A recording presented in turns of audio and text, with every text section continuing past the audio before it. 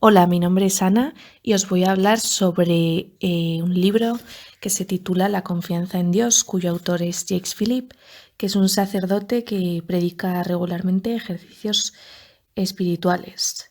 Tiene varias obras, entre las que se encuentran La libertad interior, Tiempo para Dios, En la escuela de Espíritu Santo, Llamados a la vida y La paz interior. Bueno, el tema de la confianza en Dios creo que es un tema muy importante, sobre todo hoy en día. Y a mí me llamó mucho la atención porque, bueno, hubo varias veces en el que este tema pues salió repetidamente en mi vida, ¿no? Y entonces vi este libro y fue un momento en el que me habían hablado de la confianza en Dios, así que fue como ¡pum! Una señal del Espíritu Santo probablemente. Y bueno, la parte del libro en el que os voy a hablar es sobre la confianza en Dios, eh, relativa pues a la humildad y bueno, a reflexionar un poco sobre nuestras cualidades y bueno, en definitiva lo que es la confianza en Dios, que es dejar todo en sus manos, aunque sea algo muy difícil, pero saber que podemos hacerlo. El otro día, además, el Papa habló sobre este tema también, leyendo la parte del Evangelio en la que, ¿no? Pues están en la barca los discípulos de Jesús y tienen miedo. Entonces me parece que aún más es un tema muy, muy importante e interesante y os animo a leer este libro, del que voy a leer 2 o 3 páginas.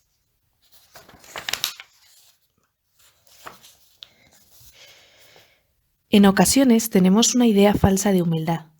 La verdadera humildad no radica en juzgarse o menospreciarse a uno mismo, decirse con desprecio: no vales nada, eres un inútil. La verdadera humildad es exactamente lo contrario: aceptarse de manera honesta tal y como uno es. Santa Teresa de Jesús lo dijo de esta manera: humildad es andar en verdad. Aceptar favorablemente las pequeñeces, los límites físicos, las debilidades psicológicas, la falta de valor y de virtud, la dificultad para rezar, todas las debilidades que pueden estar presentes en una existencia, ya sean materiales, psicológicas o se refieran al ámbito de la vida espiritual en sí misma. Ser humilde es admitir la pobreza, reconocerla, puesto que a veces no queremos verla de frente y sobre todo aceptarla.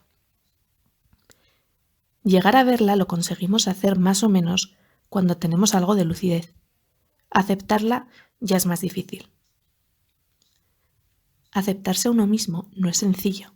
A todos nos gustaría ser más inteligentes, más fuertes, más guapos, más agraciados, más espirituales, más esto y lo otro. En todos los ámbitos de la existencia. Poco importa. Nos decepcionamos a nosotros mismos fácilmente. O a menudo lo que impide a la gracia de Dios actuar profundamente en nuestra vida personal, y por eso es una forma de pecado, es el no aceptarnos tal y como somos. Aceptar plenamente nuestra historia, nuestro pasado, nuestros errores, nuestro físico, lo que somos en el ámbito humano, nuestra psicología, nuestras debilidades y así sucesivamente. Es necesario reconocer su dificultad. Personalmente practico de manera muy activa la escucha y el acompañamiento espiritual y he escuchado miles de veces a personas que me han dicho: Padre, no consigo aceptarme, no soporto mi manera de ser. También he oído con frecuencia a alguien confesándome: me odio. Esta actitud no es justa, es contraria a la humildad, a la infancia espiritual. Ser un niño es aceptarme como soy. Sé que tengo muchos límites e imperfecciones, pero no hago un drama de ello un problema mayor. En primer lugar, porque sé que Dios me ama tal y como soy. Dios no me ama por mis resultados ni mis éxitos. Dios me ama porque he decidido adoptarme como hijo suyo. Y con eso basta. Su amor es incondicional. En segundo lugar, estoy seguro de que mis debilidades, de mis límites y mis pecados, Dios, con su sorprendente sabiduría, puede obtener un bien. Creo en esta verdad que San Pablo ha experimentado. El poder de Dios se desarrolla en la debilidad del hombre. No me preocupo por mis debilidades, no hago una tragedia, las acepto simplemente. Esta disposición es un medio extremadamente poderoso para atraer la gracia de Dios. Más tarde os leeré un texto de Teresa respecto a este tema.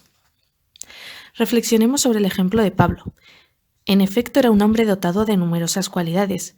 No obstante, también tenía un punto débil de fragilidad, una espina en la carne. No se sabe con exactitud de qué se trataba. Es una cuestión discutida por los exegetas. ¿Eran estas las tentaciones incesantes, una debilidad humana, una forma de timidez invencible, una enfermedad? ¿Era este su fracaso apostólico ante los judíos? Pues como confirman los hechos de los apóstoles, el apostolado de Pablo fue tan fructífero ante los paganos como catastrófico lo fue entre los judíos. No se sabe con exactitud, lo que por otro lado también está bien, ya que de esta forma podemos aplicar este concepto a muchas cosas. Pablo cargaba con el peso del sufrimiento y la debilidad, algo humillante para él, como se desprende claramente de los términos que evoca. Un ángel de Satanás encargado de humillarme para que no me vuelva orgulloso. Hoy en día diríamos en lengua popular, le abofeteaba, y Pablo suplicó 3 veces a Dios que le liberara por fin de este sufrimiento. Y Dios le dijo, no, mi gracia es suficiente, no necesitas ser perfecto en todos los aspectos. Al contrario, es bueno para ti tener puntos de pobreza, ya que te protege, te mantiene humilde y pequeño, y mi poder se desarrolla en tu debilidad. Y Pablo ha debido aceptar. Desconozco cuánto tiempo pudo durar su prueba, si era temporal o duró hasta el final de sus días, poco importa.